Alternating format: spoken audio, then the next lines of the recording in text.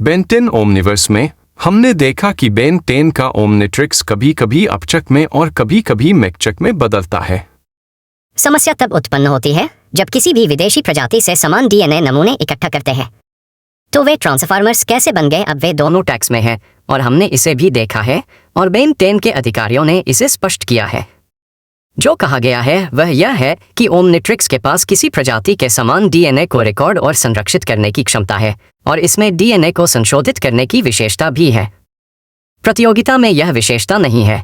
ऐसा क्यों? दो लोगों का एक ही टुकड़ा। तो चलो देखते हैं कि परिवर्तन कैसे होता है।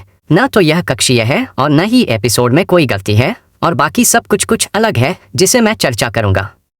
स्थिति यह है, इनमें से दोनों निर्दिष्ट मार्कअप स्थान बदल सकते हैं, जिसका मतलब है कि यदि कोई जांच करनी हो तो इसे किया जा सकता है और एक मार्कअप बनाया जा सकता है।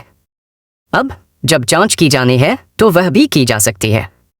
मैं देखता हूं कि पिछले लोग यह कर सकते हैं, लेकिन इसके बारे में जानने के बाद मैं उनकी कुछ तर्कसंगतता को भी समझता हूं।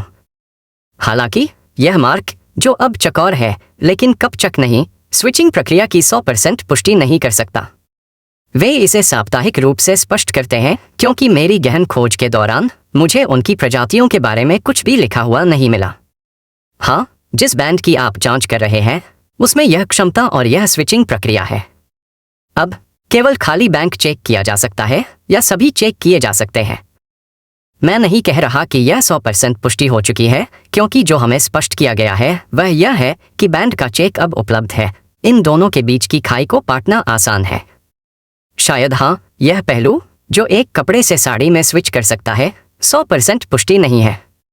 जब मैंने इसकी खोज की तो मुझे एक छोटा बयान मिला जिसमें कहा गया था कि बैन इन दोनों के बीच स्विच कर सकता है, लेकिन मेरी राय में यह संभवतः इन सभी अन्य कपड़ों से स्विच कर सकता है। कोई फर्क नहीं पड़ता कि भारतीय कपड़े कितने लोकप्रिय हैं, वे बेहद प्रसिद्ध नहीं हैं और लोगों ने शायद इसकी ओर ज्यादा ध्यान नहीं दिया होगा, जो यह बताता है कि यह बयान शायद दस्तावेजीकृत नहीं किया गया होगा। पहले वीडियो के विषय को स्पष्ट करें। अगर आप थोड़ी देर के लिए सरकारी प्रेस को छोड़ दें तो यह स्पष्ट होना चाहिए कि यह एक स्वचालित प्रक्रिया है। यह पहले डीएनए संग्रहित नहीं कर रहा था, यह केवल अब तक वही डीएनए रिकॉर्ड कर रहा था और स्विच केवल इंसानों के साथ हो रहा था। इसलिए इस वीडियो से आपको स्पष्ट होना चाहिए कि ओमनिट्रिक्स से लिया गया डीएनए समान था। हमने एक प्रजाति के दो विकल्पों को रिकॉर्ड और रखा और दिखाए गए दो विकल्प उनकी स्विचिंग प्रक्रिया को दर्शाते हैं। हमने सोचा कि दो वस्तुओं का डीएनए मैट्रिक्स में था, लेकिन यह केवल एक था। अब हमने चेक किया है और आपके संदेह अब स्पष्ट हो जाने चाहिए। चलो कपड़े की गति पर थोड़ी और चर्चा करें। क्योंकि मैं वीडियो बनाने में बहुत कुशल नहीं हूं, तो चलो इस पर गहराई से चर्चा करते हैं।